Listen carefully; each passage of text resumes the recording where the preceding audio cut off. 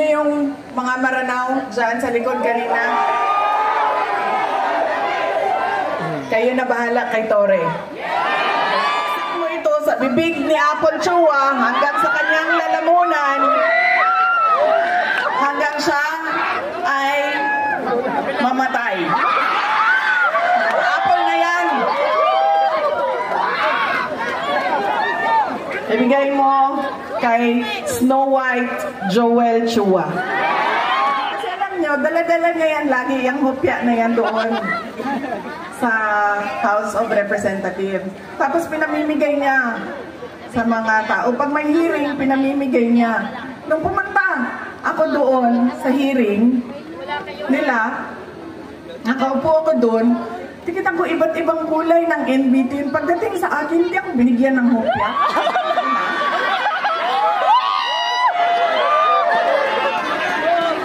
Para bang hindi ako nagugutom?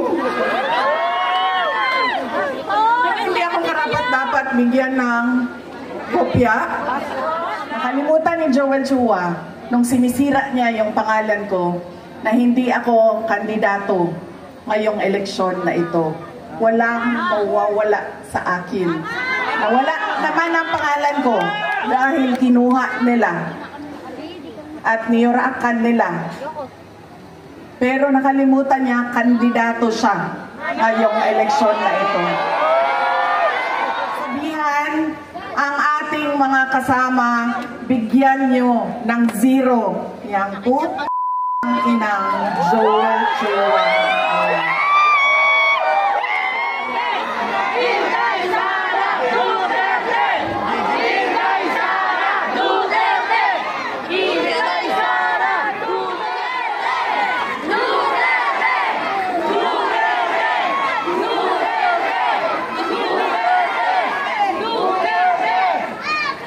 Sino yung mga maranaw dyan sa likod kanina?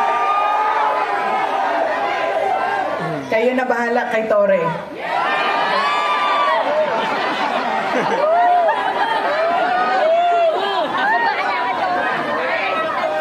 Si Congresswoman Apple Nieto na ang bahala kay Joel Chua sa tulong ninyo.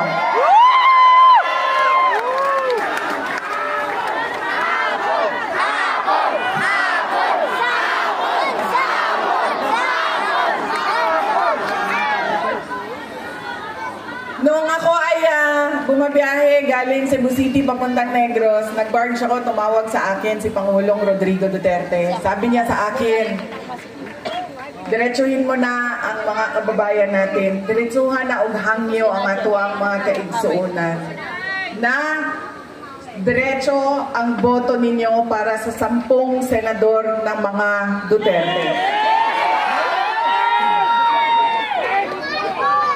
Si Bongo Bato de la Rosa, Jimmy Bondo, Rodante Marcoleta, Philip Salvador, Attorney Vic Rodriguez, Attorney J.D. Hinlo, Attorney Raul Lambino, Pastor Apollo Kibuloy, at Richard Mata. Bakit kailangan diretso ang boto natin? Bakit kailangan tinatawag na block voting o straight vote ang gagawin natin? Dahil unang-una, kapag hinaluan ninyo ng ibang kandidato o leader na sa iba ang kanyang pamumulitika, ay magkakagulo lang, mag-aaway lang lagi at magbabangayan lang lagi. Pangalawa, kapag mataas ang boto at malayo ang agwat ng mga boto, ay mahirap siya habulin sa dayaan sa makina. Kaya dapat malaki at marami, katulad ng block voting, ang kinakailangan.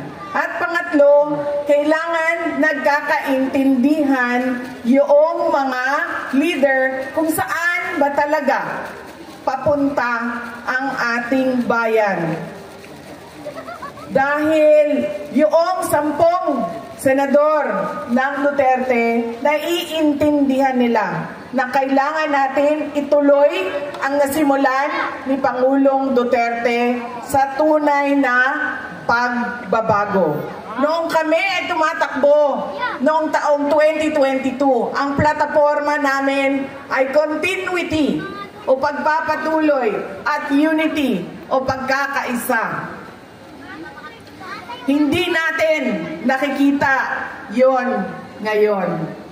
Wala tayong nakikitang pag-usad papunta sa kaunlaran ang ating bayan. Ang naririnig lang natin ay bagong Pilipinas, pero wala namang nagbago sa ating bayan. Kundi lalo pa tayong nagugutom, ang daming mga pamilya ng gutom.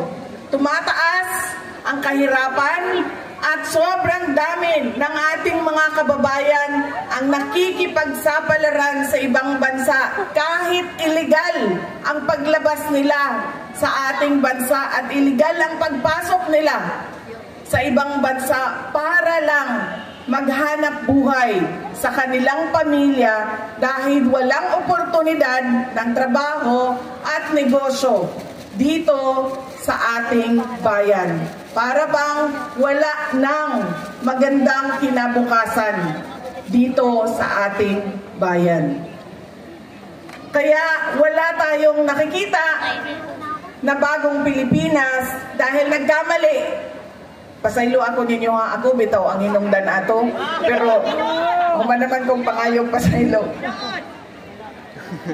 Nagkamali tayo ng pili dahil yung ugali nga natin sa pagboboto ay hindi natin binago. Kaya kailangan natin baguhin ang ating pagboto. Idiretso na natin ang 10 senador.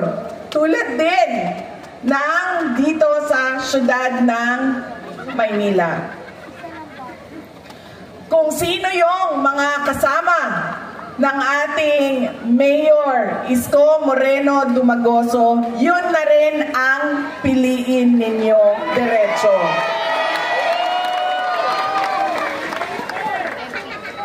Dahil tulad ng sinabi ko sa kanila, kung pipili kayo ng mayor dito, pipili kayo ng vice mayor sa kabila, pipili kayo ng 2 konsehal dito, 3 doon, o ilan bang? Hati-hatiin ninyo ang boto, magkakagulo lang din ang inyong lokal na pamahalaan. Hindi makakagalaw ang mayor ninyo. Hindi din makakagalaw ang vice mayor ninyo. Kaya kung pumili na kayo na kay Mayor Isko Moreno kayo, lahat ng kasama niya, kasama na ang ating Congresswoman Apple Nieto, ay iboto na ninyo.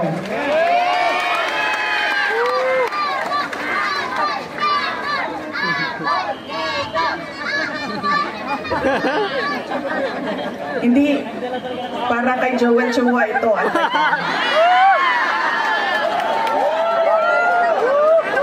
Kaya pala may apple. Sabi ng bata, kasi sabi ko, bigay daw yung apple. Ibibigay ko itong apple na ito kay Apple Nieto. Ma'am, saksak mo ito sa bibig ni Apple Chua hanggang sa kanyang lalamunan, hanggang siya ay mamatay. Apple na yan. Ibigay mo kay Snow White Joel Chua. Alam nyo,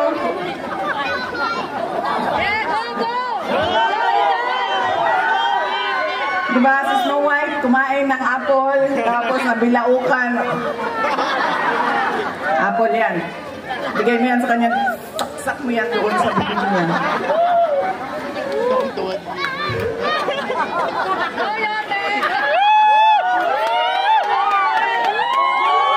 Yan na si Joel Chua ba? Siya ba may-ari ng Invitin? Ha? Hindi, hindi. Yung may-ari ng Invitin. Kasi alam nyo, dala-dala niya yan lagi, yung hopya na yan doon sa House of Representatives. Tapos pinamimigay niya sa mga tao. Pag may hearing, pinamimigay niya. Nung pumunta ako doon sa hearing nila, nakaupo ako doon, tikitan ko iba't ibang kulay ng NBT. Pagdating sa akin, hindi ako binigyan ng hopya.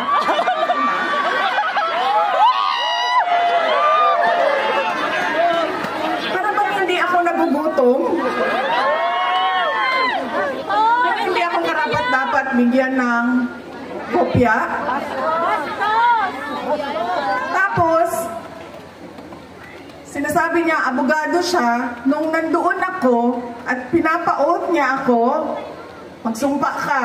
Sabi ko, bakit ako magsumpa?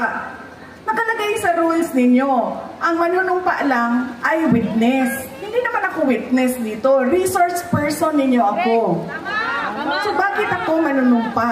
Eh, bobo siya!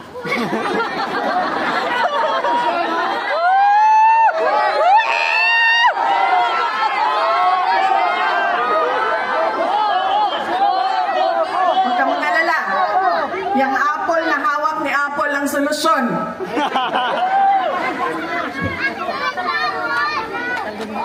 Tapos, sige na. Wag na yan, si Inday Sara, hindi sumasagot.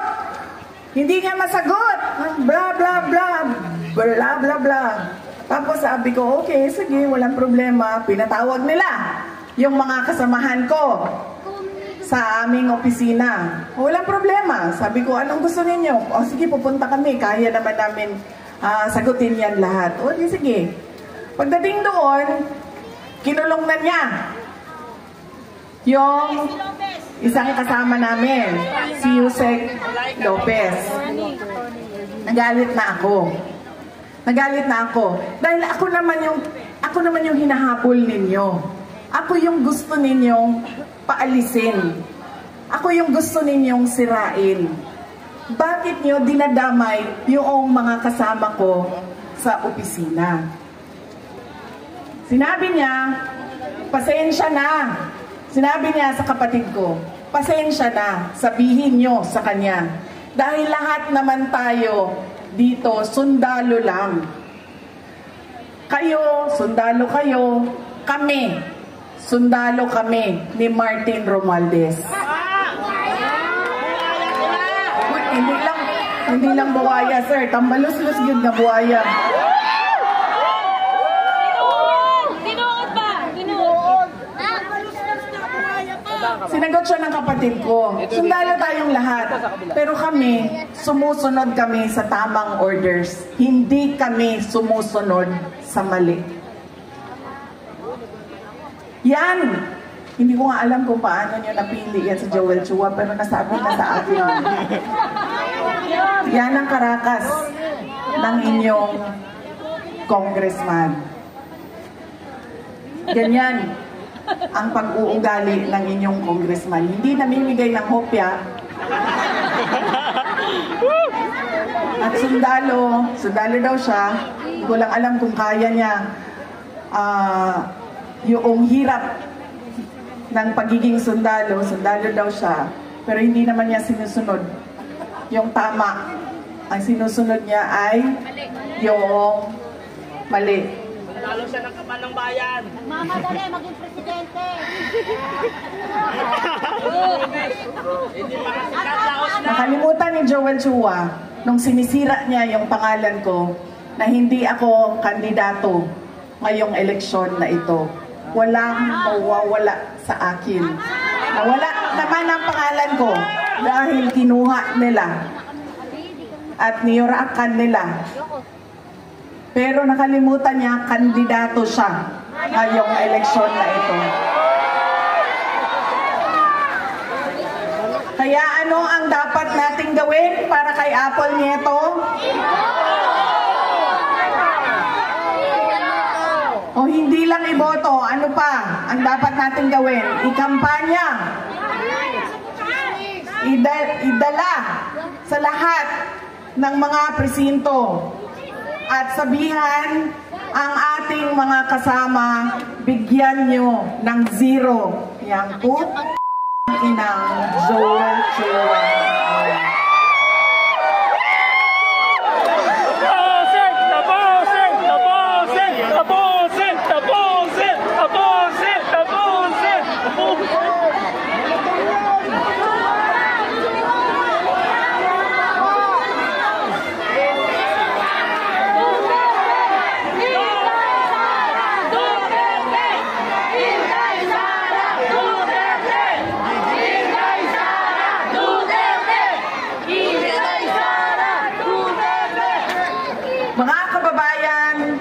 lahat ng ginagawa natin ay para sa Diyos, sa bayan, at sa bawat pamilyang Pilipino.